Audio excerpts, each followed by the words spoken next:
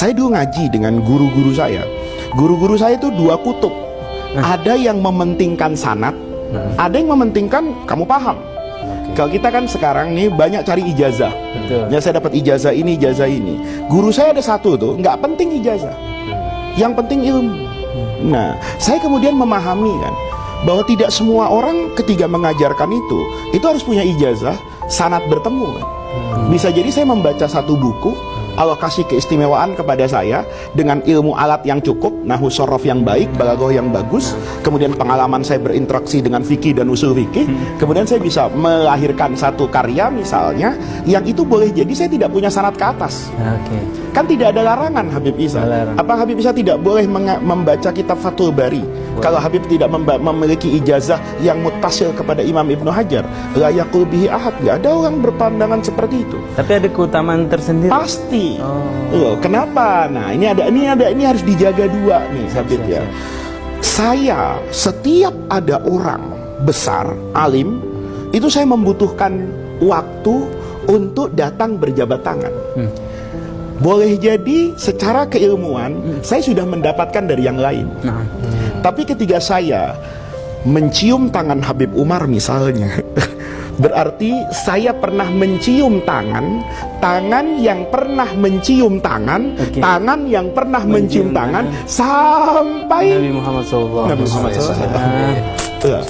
Saya kemarin sebelum ketemu dengan Habib Umar sering lama dipisahkan oleh COVID. Saya lama tidak bertemu dengan Kiai Marwazi. Itu muridnya Syekh Yasin Padang. Tiba-tiba di majelis di Darul Muqarrabin di Tangerang itu, saya bersama dengan beliau. Maka saya waktu itu Habib judulnya sakit. Saya sudah bilang sama yang punya acara, saya nanti datang ceramah 10 menit saya pulang ya. Saya tidak tahu kalau ada Kiai Marwazi. Saya berjabat tangan, ngobrol lama, menatap mata. Maka ketika menatap mata, biasanya murid itu kan kalau depan guru begini adabnya. Ya, hari itu enggak, saya bilang, Kiai, saya keluar dari pakemnya akhlak nih. Apa? Saya mau natap mata Kiai. Loh, kenapa? Karena saya melihat biji mata. Biji mata ini pernah melihat gurunya kan? Gurunya pernah melihat gurunya. Berarti saya pernah melihat mata orang, yang mata itu pernah melihat matanya orang, matanya orang, yang mata itu melihat matanya sahabat, melihat matanya Nabi Muhammad SAW. Nah, yang mata Nabi Muhammad pernah melihat Allah. Itu kepentingan kita gitu. Jadi ini jangan dipahami ya Ustadz Ridho ya.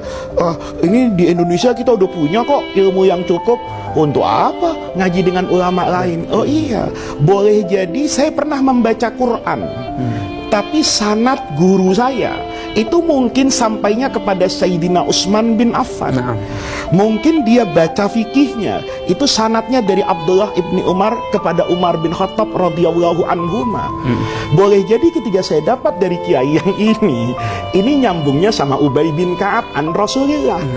Sehingga saya kan akan mendapatkan kebaikan dan keberkahan. Kaya jadi. Kalau nanti nauzubillah ya, saya mau masuk liang kubur itu, mau dimutilasi, dihajar sama mungkar wa nakir malaikat nih. Saya ngomong lah, malaikat, memang saya itu pantas untuk diazab, saya itu pantas untuk disiksa, tapi mata ini dalam hidup saya gunakan untuk melihat orang, yang orang itu pernah melihat orang,